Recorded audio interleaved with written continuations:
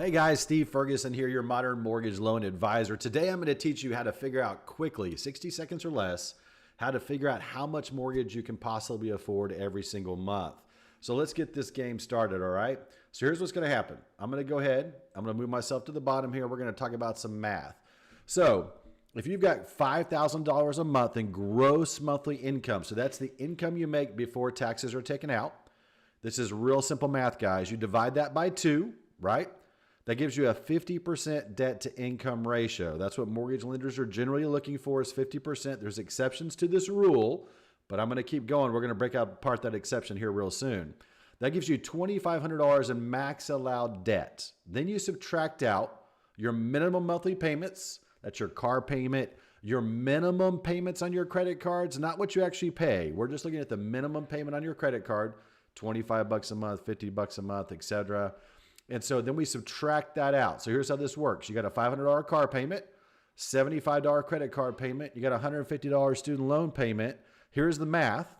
That leaves you $1,775 as your max allowed monthly mortgage payment for most loan programs. That tells you right now what you can afford, gives you a pretty good idea on where that home purchase price is going to be, and it's going to depend on the product that you choose. But keep in mind, that's the very simple math for you to say, okay, here's the mortgage I need to be at in order to qualify for most loan programs. That was less than 60 seconds. We're super fast. So let's go back into some additional strategy here, because I want to talk to you guys about how things change. Now, not every program has a 50% debt to income ratio limit. Some can go up to 56, 57%. That's where I come in to help you figure those things out. And if you're a veteran, first of all, thank you for your service.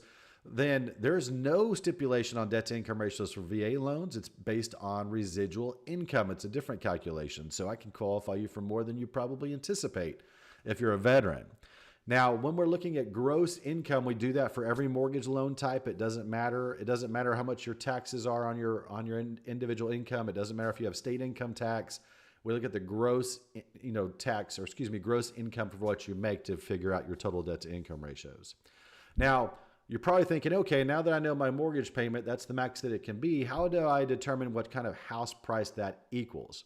Right now, the simple math is about 90% of that mortgage payment equals the purchase price. So for example, if you're at $1,775, you can add an extra 10% to that, add a couple of zeros. It's going to get you to about a $200,000 purchase price.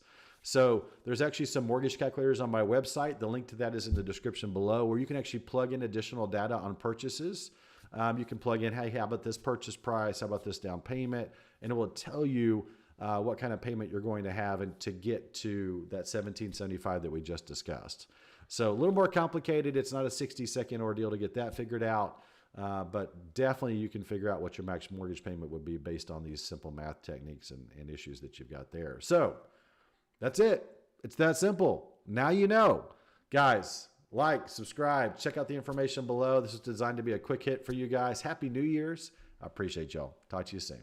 Bye-bye.